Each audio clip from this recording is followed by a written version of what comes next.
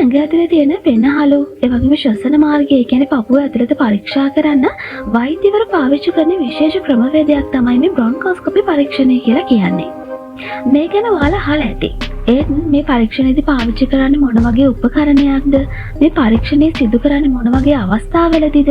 මේ පරීක්ෂණය සිදු කරන්න කලින් අපි සැලකිලිමත් වෙන්න ඕනි කරුණු මොනවාද? බ්‍රොන්කෝස්කෝපි පරීක්ෂණය සිදු කරන්නේ මොන ආකාරයටද? ඒ වගේම පරීක්ෂණය සිදු කරාට පස්සේ අපි දැනගෙන ඉන්න ඕනි වැදගත් කරුණු මොනවාද? මෙන්න මේ වගේ දේවල් ගැන ඔයාලට ලොකු අවබෝධයක් නැතුව ඇතිනේ.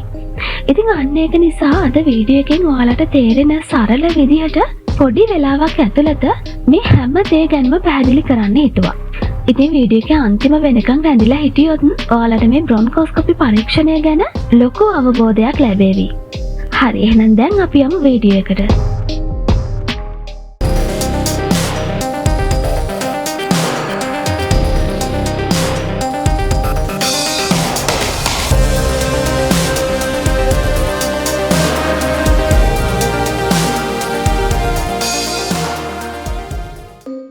බ්‍රොන්කෝස්කෝපි පරීක්ෂණය කියලා කියන්නේ අපේ පෙනහළු ඒ වගේම ශ්වසන මාර්ගය පරීක්ෂා කරන්න වෛද්‍යවරු පාවිච්චි කරන විශේෂ ක්‍රමවේදයක් කියලා කලින් කිව්වනේ. මේක ඉතා ආරක්ෂිත වගේම බහුලව සිදු කරන පරීක්ෂණයක්.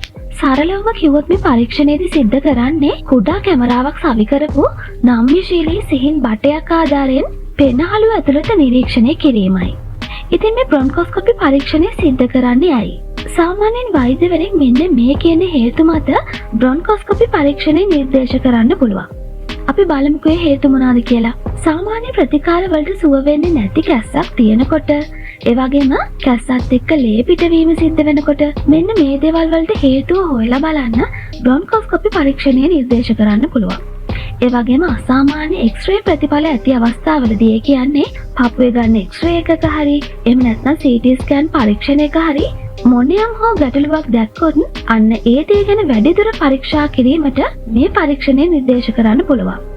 ඒ වගේම පෙනහළු වල ඇති වෙන්න පුළුවන් නියුමෝනියාව වගේ ආසාදන තත්ත්ව තහවුරු කරගන්න. ඒ කියන්නේ ආසාදන පරීක්ෂා කරන්නත් මේ පරීක්ෂණය වෛද්‍යවරුන් විසින් නිර්දේශ කරනවා. ඒ අරුණම ශ්වසන මාර්ගයේ යම් දෙයක් හිර වෙලා ඇති අවස්ථාවක ඒ හිර වෙලා තියෙන ආගන්තුක ද්‍රව්‍ය ඉවත් කරන්න මේ පරීක්ෂණය නිර්දේශ කරන්න පුළුවන්. හරි අපි දැන් බලමුකෝ මේ පරීක්ෂණය සිද්ධ කරන්නේ මොන විදිහටද කියලා.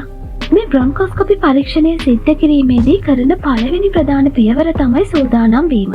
මෙන්න මෙතෙන්දි විශේෂ දෙයක් ඔයාලට මතක් කරන්න ඕනේ.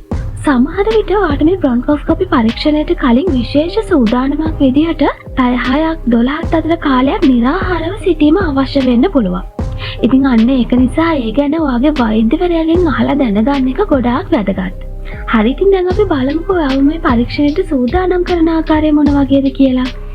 මේ පරීක්ෂණය සිද්ධ කරන්න කලින් ඔයාගේ උගුර ඒ වගේම නාසයේ හිරි වැටෙන්න විශේෂ ස්ප්‍රේ එකක් පාවිච්චි කරනවා. මෙතෙන්දී ගොඩක් වෙලාවට ඔයාට සැහැල්ලු නිින්දකට යන්න එහෙම නැත්නම් සංසුන් වෙන්න ඖෂධයක් ඒ කියන්නේ සෙඩේටිව් එකක් ලබා දෙනවා.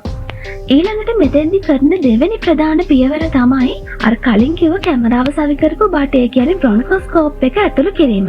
මෙතෙන්දී වෛද්‍යවරයා ගොඩාක් හිමින් මේ සිහින් බටය ඔයාගේ නාසයෙන් හරි ඔයාගේ කටෙන් හරි ඇතුළු කරලා ශ්වසන නාලය දිගේ පෙනහළු දෙසට යොමු කරනවා. ඊළඟ ප්‍රධාන පියවර තමයි අර ඇතුළු කරපු බටේ කෙළවර තියෙන කුඩා කැමරාව මගින් නිරීක්ෂණය කිරීම. ඉතින් මේ කියන කැමරාවෙන් වෛද්‍යවරයාට ඔයාගේ ශ්වසන මාර්ගයේ රූපවාහිනී තිරයක් මගින් පැහැදිලිව දැක ගන්න පුළුවන්. මෙතෙන්දී ඕනි නම් පරීක්ෂණ සඳහා කුඩා පාටක කොටසක් ඒ කියන්නේ බයොප්සි එකක් ලබා ගැනීමක් සිද්ධ කරනවා. ඉතින් මෙන්න මේ විදිහට තමයි බ්‍රොන්කෝස්කෝපි පරීක්ෂණය සිද්ධ කරන්නේ. ඉතින් පරීක්ෂණයෙන් පස්සේ ඔයාට මොන වගේ දෙයක් වෙනවද? අපි ඒක බලමුකෝ. බ්‍රොන්කෝස්කෝපි පරීක්ෂණයෙන් පස්සේ පැය කීපයක් යනකම් ඔයාගේ උගුර හිරිගතියක් තියෙන නිසා කෑම හරි වතුර හරි ගන්න එකෙන් වැළකීලා ඉන්න ඕනි.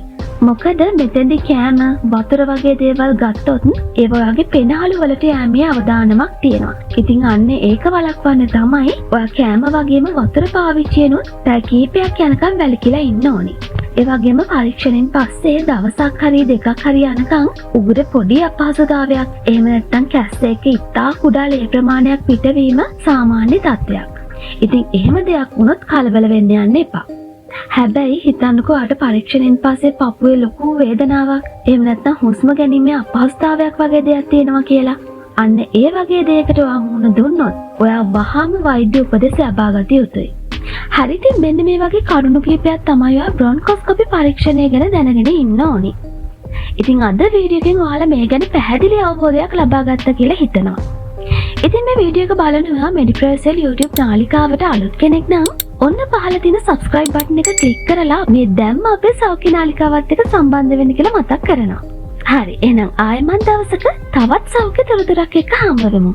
ගිහින් එන්නම් සුබ දවසක්.